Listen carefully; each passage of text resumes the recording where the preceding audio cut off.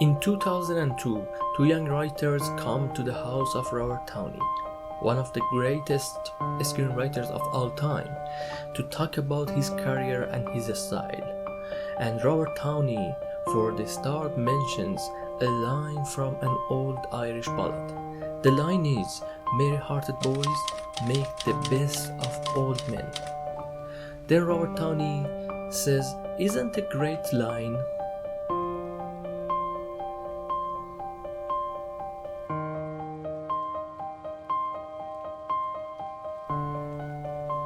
It is Film School, and today I want to talk about the main core of every screenplay in the history of cinema.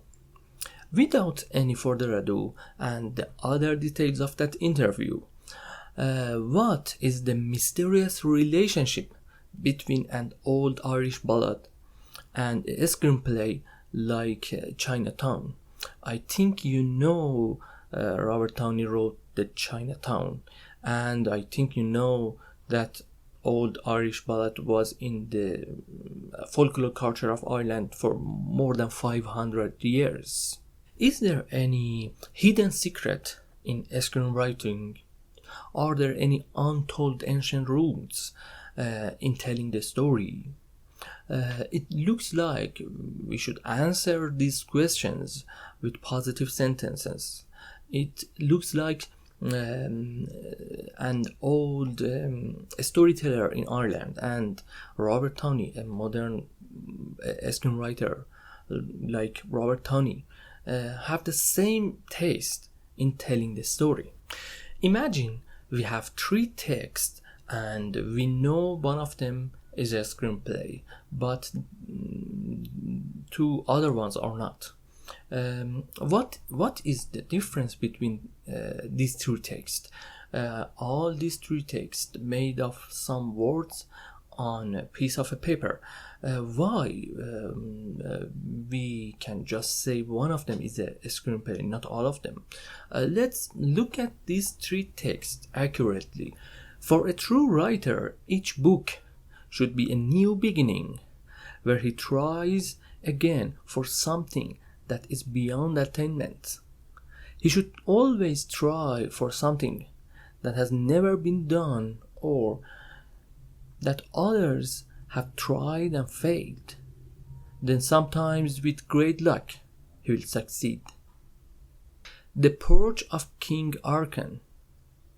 Etifro. Why have you left the Lyceum, Socrates? And what are you doing in the porch of the King Arcan?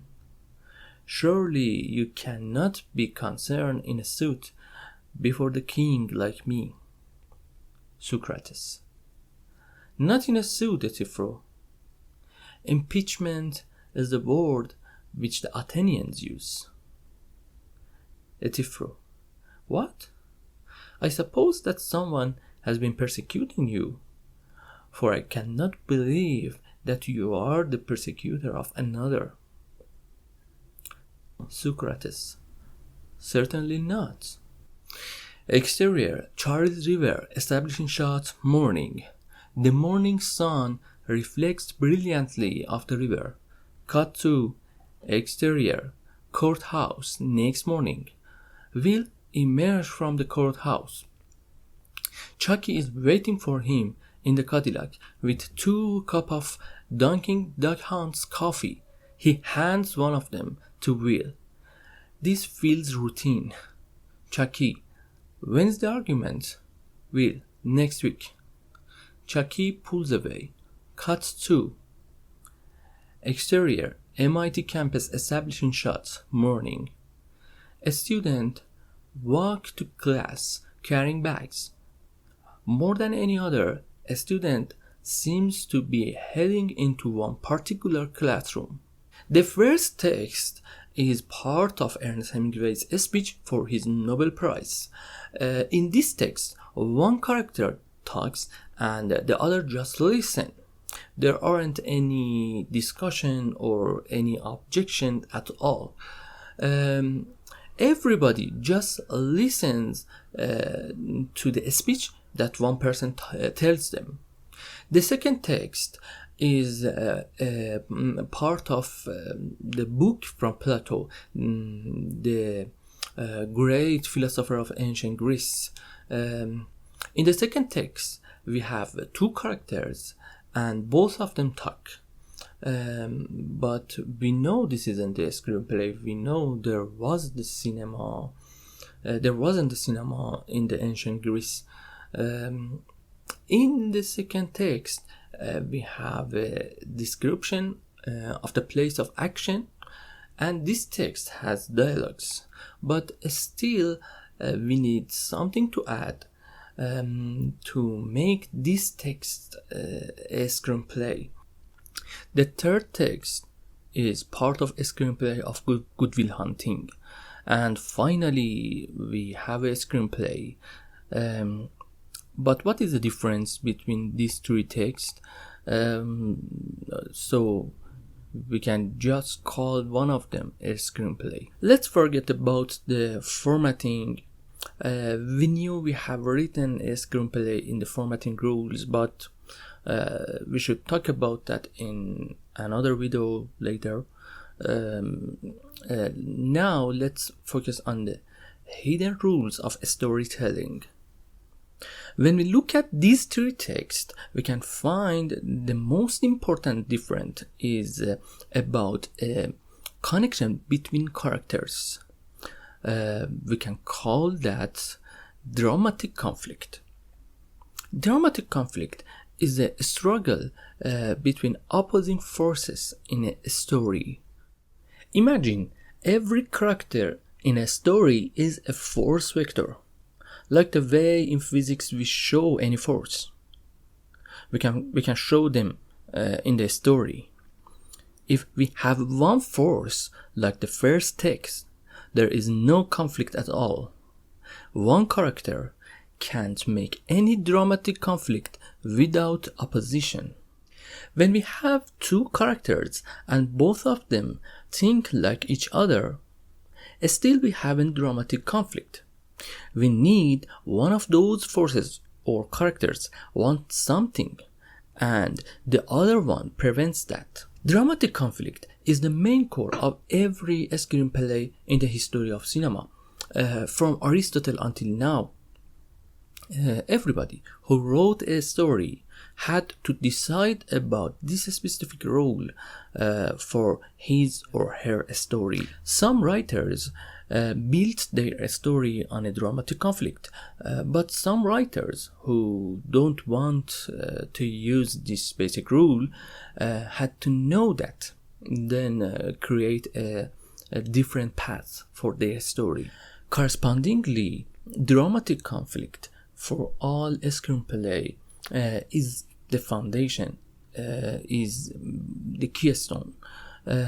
Maybe another metaphor from physics can help us to better understand the importance of dramatic conflict. The way we define shadow in science is based on the meaning of light. A shadow is a light blocked by an object.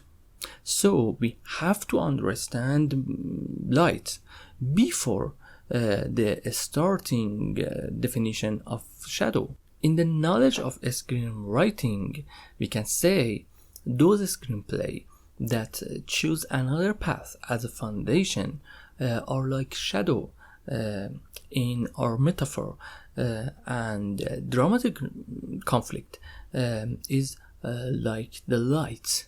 So if we want to avoid of using dramatic conflict, we still need to understand this basic rule of storytelling. Let's use some practical example of dramatic conflict in screenwriting. In Banshees of Inisherin has an extraordinary screenplay, one of the best screenplay of 2023. In this movie, we have a story of a simple farmer man, Podrick, and his lifelong friend Calm. Calm decides to end his relationship with Podrick.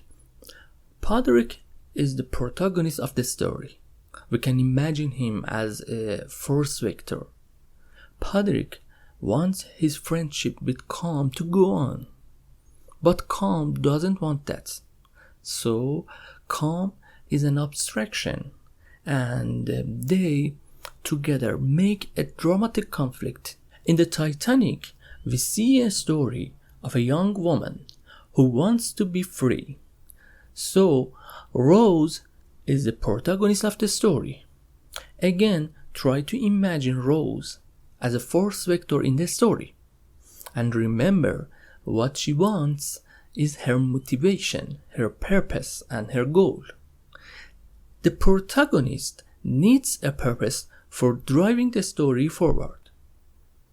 In this story, Rose's fiancé and his family are the antagonists, and they are the force that make abstraction and complete the dramatic conflict. But in the last part of the story, sinking the ship and drowning in the cold water of the ocean is a new abstraction in dramatic conflict. So we learned in the main core of every story we can find a dramatic conflict, and every dramatic conflict is made by two forces: the protagonist who drives the story forward and has a purpose, and the antagonist who is an abstraction and blocks the way of the protagonist. But in every dramatic conflict, we can find three types of abstraction: the protagonist,